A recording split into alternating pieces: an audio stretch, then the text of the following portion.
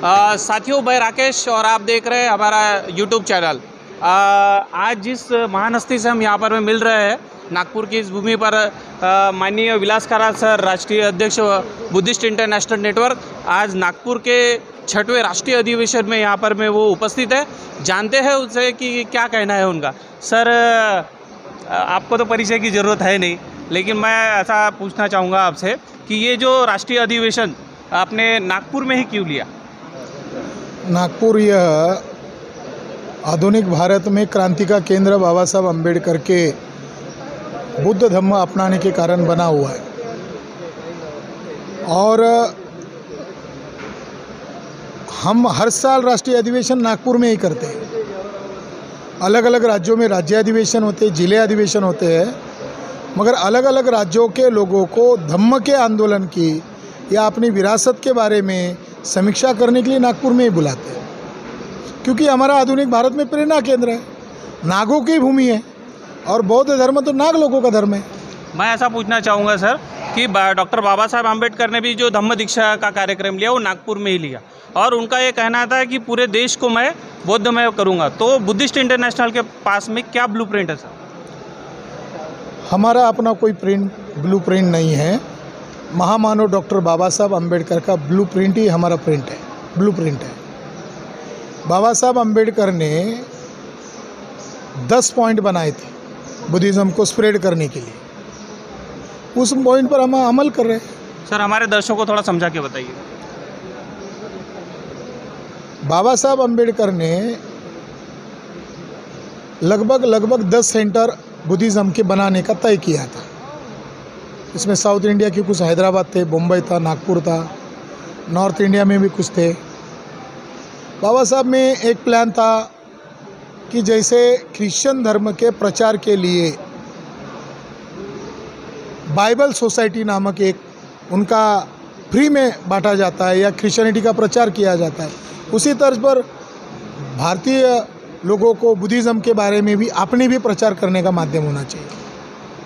बाबा साहब अम्बेडकर कहते हैं कि भिक्षु संघ का नए सिरे से पुनर्निर्माण करना होगा, क्योंकि वर्तमान भिक्षु संघ उस समय बाबा साहब कहते हैं कि तो ब्राह्मणों के नियंत्रण में या ब्राह्मण उसके नेतृत्व कर रहे, तो नए ढंग का भिक्षु संघ करना होगा। वो क्रांतिकारी होगा, वो त्यागी समर्पित होगा, प्रशिक्षित होगा। तो बाबा साहब भिक्षु संघ के लिए ट्रेनिंग सेंटर बनाना चाहते थे। बाबा साहब ये भी कहते हैं कि जो रिटायर्ड लोग हैं, अब जीवन का 10 साल, 5 साल, 15 साल उनको धम्म के लिए देना चाहिए, तो उनको भी ट्रेनिंग दिया जाएगा। यानी बाबा साहब प्रचारकों की फौज कर रहे हैं, उपासकों की फौज तैयार करना चाहते थे। बाबा साहब कहते थे कि बुद्ध का एक प्रसिद्ध वचन है कि बुद्ध को कुछ लोग कहते थे कि आप चले जाने के बाद हम आपको कैसे देखेंगे। तो बुद्ध कहते थे, आप मुझे देखना चाहते हो तो रोगियों की सेवा करो, बीमार लोगों को सेवा करो, वो जो उसके अंदर मैं दिखूंगा। तो बाबा साहब कहते हैं कि हमें अस्पताल भी चलाने होंगे, स्कूल का निर्माण करना होगा, फॉरेन में प्रचारक लोगों के भेजने के लिए ट्रेनिंग बनाना होगा। तो बाबा साहब का विस्तारित प्लान है, जिसके बारे में ट्रेडिशनल अम्बेडकरवादी लोग चर्चा करते हुए दिखाई नहीं देते या लोगों को कोई बताते हुए दिखाई नहीं देता है, तो लोगों को गाने में खुश होते हैं। यानी आज आप नागपुर में देखोगे तो बाबा साहब की ब्लूप्रिंट पर कोई चर्चा नहीं हो रही है। जैसे लोगों को बिठाकर समझाना, भाषण करना अलग बात है, लोगों को बिठाकर समझाना, मगर आज नागपुर में देखा जाए तो गाने के कार्यक्रम चल रहे हैं, क्योंकि लोग अपने मन से आए, तो लोगों को गाने अच्छे लग रहे। लोगों का कोई इंटेलेक्चुअल लीडर है जो बौद्ध धर्म के बारे में जागरूक करने का काम करे? तो ये बहुत दुख की बात है। हमारे बुद्धिज़्म के आंदोलन चलाने वाले लोगों के लिए ये दुख की बात है। जैसा आप भी कहते हैं सर कि बौद्ध भिक्षु जो है वो उस तरह से ट्रेन नहीं है, तो बुद्धिस्ट इंटरनेशनल इसलिए क्या काम कर रहा है सर? केवल ट्रेन नहीं है। अगर भिक्षु कुछ भी नहीं करते तो अच्छा होता।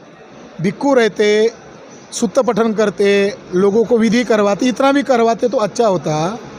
मगर बौद्ध भिक्षु कितने हैं इसकी जानकारी तक बौद्धों को नहीं है। जैसे सेंसस होता है तो पता चलता कि बौद्धों की संख्या इतनी है, मगर बौद्ध भिक्षु बने कितने इसका आंकड़ा भी नहीं है। तो मैंने एक बौद्ध भिक्षु को पूछा कि इसका डाटा किधर मिलेगा, आपका प्रेसिडेंट कौन है? भिक्षु संघ है तो उसका कोई ना कोई प्रेसिडेंट होगा। तो उसने मुझे चौंकाने वाली जानकारी बताई कि इसका डाटा बोध गया में। तो बोध गया में कौन सा आपका ऑर्गेनाइजेशन है? तो उन्होंने कहा अखिल भारतीय बौद्ध भिक्षु संघ, ये भिक्षुओं का भारतीय लेवल का, राष्ट्रीय लेवल का ऑर्गेनाइजेशन है। जब मैं वहाँ गया और वहाँ उस प्रमुख व्यक्ति की जानकारी ली जिसका नाम है भंते प्रज्ञादीप, और भंते प्रज्ञादीप शेड्यूल कास्ट से भिक्षु नहीं बना है, बैकवर्ड कास्ट से भिक्षु नहीं बना है, भूमिहार ब्राह्मण से भिक्षु बना हुआ है। यानी जो शोषणकारी जमात है वो केवल भिक्षु बनते तो ठीक था, मगर अभी भिक्षु का नेता के रूप में वो बैठा हुआ है। और अभी लॉकडाउन में जब भागवत ने देश भर के मंदिरों की मिट्टी राम मंदिर बनाने के लिए मंगवाई थी, तो उसमें बोध गया की मिट्टी अखिल भारतीय बौद्ध भिक्षु संघ के भंते प्रज्ञादीप, ऊपर भंते का नाम अलग है मगर ओरिजिनली अपर कास्ट ब्राह्मण है। तो ये सोचने वाली बात है। यानी भिक्षु संघ को कोई गलती करे तो बुद्धा ने विनय पिटक बनाया था, अब ये कितनी बड़ी गलती कर रहा है। आरएसएस के प्रमुख को मिट्टी भेजना ये कितने बड़ा बौद्ध धर्म का द्रोह है। केवल भारत का ही द्रोह नहीं, विश्व द्रोह है कि बोध गया तो विश्व धरोहर है। क्या चाइना से अनुमति ली? क्या श्रीलंका से अनुमति ली? 130 कंट्री से अनुमति ली कि बौद्ध धर्म को ख़त्म करने वाले को हम मिट्टी दे रहे हैं? तो ये बात समझने के लिए है कि बौद्ध धर्म का पतन ब्राह्मण लोग बहुत ही ऑर्गेनाइज वे में कर रहे हैं, और बौद्ध धर्म का पुनर्जीवन जिनको करना है वो आइसोलेशन में है। उनको ऑर्गेनाइज वे में करना होगा। कोई लक्ष्य चाहिए, कोई उद्देश्य चाहिए, कोई विचारधारा चाहिए, रणनीति चाहिए, तब जाकर आपका संगठन सफल हो सकता है। केवल बातें करने से नहीं होगा। हम लोग उद्देश्य निर्धारित करके काम कर रहे हैं, हमारी विचारधारा है, हमारे कर्मठ केडर बेस कार्यकर्ता है, हमारे पास दाव पेच है, हम हर मुद्दे का जवाब दे रहे हैं, खुलेआम बोल रहे हैं। मोहन भागवत जो है वो भी ब्राह्मण है और अब वो हिंदुस्तानी शब्द छोड़ चुके हैं, अब वो भारत कर रहे हैं। तो भारत में ब्राह्मणों को विदेशी ठहराकर या उनको विदेशी साबित कर क्या ये जंग जीती जा सकती है? बुद्ध को एक ब्राह्मण मिला था, ये बुद्धिस्ट त्रिपिटक में, बुद्धिस्ट लिटरेचर सुत्त निपात में ये संदर्भ है। उस ब्राह्मण का नाम था अम्बट्ट ब्राह्मण, और उसने बुद्ध को बुद्ध मानने से इनकार किया था। बुद्ध के मुंह पर कहा था कि तुम शाक्य लोग ब्राह्मणों को अभिवादन नहीं करते हो, तुम शाक्य लोग ब्राह्मणों का सम्मान नहीं करते हो, तुम शाक्य लोग सभी लोगों को समान मानते हो। तो बुद्ध ने उसके मुंह पर जवाब दिया था कि ब्राह्मण सभ्यता को न मानने वाले लोग हैं, ब्राह्मण कुलाचार को न मानने वाले लोग हैं, ब्राह्मण विषमता को धर्म मानने वाले लोग हैं, इसलिए मैं ब्राह्मण को नहीं मानता हूँ। और आप ब्राह्मण को विदेशी ठहराने की बात कर रहे हैं। बुद्ध 2500 साल पहले मूल निवासी का जय घोष करने वाला पहला महापुरुष है। जैसे आज आप कह रहे हैं कि आप लोग जय मूल निवासी का उद्घोष कर रहे हैं, तो बुद्ध ने पहला उद्घोष किया था मूल निवासी का। और पाली भाषा में मूल निवासी शब्द को निकेतनी कहते हैं। तो बुद्ध ने बौद्ध राजा को कहा था कि निकेतनी, आप जिस राज्य के हो मैं वही का मूल निवासी हूँ। तो मूल निवासीवाद का जन्म बुद्धिज़्म में है, क्योंकि बुद्धिज़्म समानता को मानता है। रही दूसरी बात ब्राह्मण विदेशी होने का, अगर मोहन भागवत को बुरा लगता है तो मोहन भागवत को हमारे ऊपर केस करना चाहिए। डेमोक्रेटिक वे में भागवत को हमारे ऊपर केस करना चाहिए। केस किस आधार पर होती? बुनियाद पर होती है। तो उसको सबूत मांगेंगे, हमको सबूत मांगेंगे, तो हम क्या करेंगे? हम डीएनए रिपोर्ट पेश करेंगे। डीएनए रिपोर्ट कोई भामसेप के लोगों ने नहीं बनाया, डीएनए रिपोर्ट तो विश्व के लोगों ने बनाया। तो ब्राह्मण लोग केवल विदेशी सिद्ध नहीं हुए हैं, ब्राह्मण लोगों को साइंस की भाषा में ब्राह्मण नहीं कहते। ब्राह्मण के पुरखे जिस देश में रहते हैं उस भूभाग का नाम है वेस्ट यूरेशिया, और वहाँ के लोगों का नाम साइंस की भाषा में है स्टेप पैस्टोरलिस्ट यामनिया कम्युनिटी। इसका शुद्ध हिंदी में अर्थ होता है ये ब्राह्मण जिस नस्ल से है वो जंगली असभ्य रानटी लोग हैं। तो ब्राह्मण केवल विदेशी नहीं है, जंगली रानटी असभ्य है। तो हम उन लोगों से लड़ाई लड़ रहे हैं। अगर अंग्रेज़ों को तुम विदेशी कहते थे, इससे तुम लोगों के अंदर राष्ट्रवाद पैदा करने में कामयाब हो गए। मुग़लों के खिलाफ आप लोगों ने तो लड़ाई नहीं लड़ी, क्योंकि मुग़लों को तो आपने लड़कियाँ बेची, आप तो उनके सलाहकार बने। मगर आज ब्राह्मण लोग अपने आप को भी मूल निवासी कह रहा है। तिलक ने विदेशी कहा अपने आप को, सावरकर ने विदेशी कहा। तो ब्राह्मण गिरगिट की तरह रंग बदलने वाले हैं। हमने उनको विदेशी कह रहे, तिलक ने अपने आप को विदेशी कहा, सावरकर ने कहा, कई ब्राह्मणों ने कहा। तो पहले उनको रिजेक्ट करें ना, बामसेब वालों को ब्राह्मण रिजेक्ट करने की बजाय तिलक को झूठा साबित करे, सावरकर को झूठा साबित करे, हैं, गांधी को झूठा साबित करे। तो ब्राह्मणों में वो औकात क्षमता नहीं है कि वो अपने पुरखों को झूठा साबित करे। ब्राह्मण कहता आत्मा अमर होता है, ये झूठ है। आत्मा अमर नहीं होता, डीएनए अमर होता है। समझ रहे? आत्मा अमर नहीं होता सर। अभी उन्होंने डीएनए अमर होता है। अभी एक उन्होंने नई चाल खेली है कि हिंदू ये शब्द को छोड़ दिया और सनातन शब्द का इस्तेमाल कर रहे हैं। क्या कहेंगे सर? तो मैंने कहा वो चोर है, डाकू है, ये इसका आप प्रमाण दे रहे हो। सनातन शब्द ब्राह्मण छोड़ क्यों रहे हैं? क्योंकि बामसेब के द्वारा, हमारे लोगों के द्वारा हम प्रचार कर रहे हिंदू धर्म नहीं है, ये वैदिक धर्म है, ये ब्राह्मण धर्म है, इसका हम लोग प्रचार कर रहे हैं। इसकी प्रतिक्रिया में वो अपने आप को सनातन कह रहे हैं। सनातन शब्द भी बौद्धों का शब्द है, कॉपीराइट बौद्धों का है। ब्राह्मण सनातन के आड़ में छुप नहीं सकते।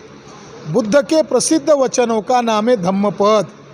बाबा साहब अम्बेडकर कहा करते थे भगवद गीता धम्मपद की चोरी है। यानी भगवद गीता में जो वचन अच्छे नज़र आते हैं वो धम्मपद की नकल है। उसमें यमक वग्ग है, धम्मपद में एक वग्ग है जिसका नाम यमक वग्ग है। और यमक वग्ग में बुद्ध का एक वचन है, वैर से वैर कभी शांत नहीं किया जाता। वैर यानी बैर, बैर से बैर को शांत नहीं किया जा सकता, अबैर से ही बैर को शांत किया जा सकता है। यानी प्रेम से ही बैर को, करुणा से ही बैर को ख़त्म किया जा सकता है। एस धम्म सनातनो, यही सनातन धम्म है। तो धम्म का नाम बुद्ध ने कहा, धम्म ही सनातन है। तो धम्म का ही नाम सनातन है पर्यायवाची शब्द में। तो ये बात हमारे लोगों को अब पता चल रही है। आप लोग भी चैनल वाले हो, वो जैसे डिबेट करवाते हैं, आप भी गली का कोई कुलकर्णी को बुलाओ, आप भी किसी खोबरागड़े को बुलाओ, आप भी किसी पाटिल को बुलाओ, और पाटिल और खोबरागड़े को डिबेट में आने का पैसा मत देना, ब्राह्मण को डिबेट में आने का पैसा देने का। कि बोलना मैं उनको पैसा नहीं दे रहा हूँ। डिबेट है कि सनातन बौद्धों का है या ब्राह्मणों का है। आप अपने कुलकर्णी साहब बात बताओ। आप अगर अपनी बात मनवाने में सही साबित हुए तो आपको मैं हमारी डिबेट का जितना हमको पैसा मिलेगा 10,000 रुपये आपको बख्शिश देते। कितने पत्रकार हैं ऐसे? हमारे पत्रकार लोगों को डिबेट चलाना चाहिए। आप यहाँ का आप टेलीकास्ट कर रहे हो, तो ये भी एक रिपोर्टिंग हुआ। मगर आपके एजेंडे पर आप चर्चा करो ना। आपके एजेंडे पर दुश्मन चर्चा कर रहा है, आपकी बातों को चोरी कर रहा है। सनातन बौद्धों का है, संघ शब्द बौद्धों का है, तृतीय रत्न में संघ है ना, कमल शब्द बौद्धों का है, त्रिरत्न शब्द बौद्धों का है, भगवा शब्द बौद्धों का है। क्या नहीं बौद्धों का? सारा चोरी किया ब्राह्मणों ने। चोर है ये, डाकू है ये ये डकैती डालने वाले लोग हैं ये।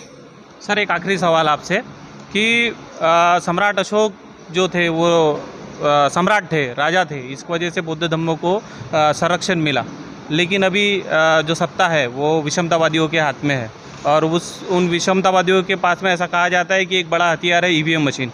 वामन मेश्राम साहब आज आपके साथ में यहाँ पर में थे और उन्होंने आने वाले 26 नवंबर को ईवीएम मशीन के खिलाफ में एक बड़ा मोर्चा दिल्ली तक ले जाने की बात की है। बुद्धिस्ट इंटरनेशनल कहाँ है यहाँ पे? बुद्धिस्ट इंटरनेशनल नेटवर्क का 26 तारीख के ईवीएम के खिलाफ, चुनाव आयोग के खिलाफ जो मोर्चा है उसको हमारा जाहिर समर्थन है, क्योंकि विदेशी ब्राह्मणों को ईवीएम के गड़बड़ी के कारण जो नाजायज़ सत्ता मिली है, उसी के कारण बौद्ध विरासत खतरे में है। हम जो जागृति कर रहे हैं, हम जो प्रबोधन कर रहे हैं, इसका मतलब नहीं कि केवल प्रबोधन तक सीमित हो जाए। हमारा भी 26 नवंबर के आंदोलन को जाहिर समर्थन है, और केवल जाहिर समर्थन नहीं है, हम लोग फिजिकल उस आंदोलन में सहभागी होंगे। वामन मेश्राम साहब ने जो देश को बचाने का आंदोलन घोषित किया है, उसमें बुद्धिस्ट इंटरनेशनल नेटवर्क भी एक हिस्सा है। तो धन्यवाद सर, आपका बहुत बहुत धन्यवाद। साथियों, जैसा आपने देखा माननीय विलास करात साहब ने सारी जो स्थिति है भारत की वो विश्लेषण कर दिए। जैसा कि डॉक्टर बाबा साहब आम्बेडकर कह रहे थे कि भारत का जो इतिहास है वो बुद्धिज़्म वर्सेस ब्राह्मणिज़्म है, और उसी इतिहास को आज विलास करात साहब पूरे जोश से पूरे देश भर में बताने की कोशिश कर रहे हैं। ज़रूरत है सिर्फ भारत के लोगों को खुद को बौद्ध समझने की, मानने की, और वो सम्राट अशोक के समय में जो सारा भारत बौद्धमय था, उस बौद्धमय भारत के लोगों को आज जागने की ज़रूरत है। मैं राकेश गजबे, कैमरामैन सचिन स्वयं के साथ में, नागपुर। धन्यवाद।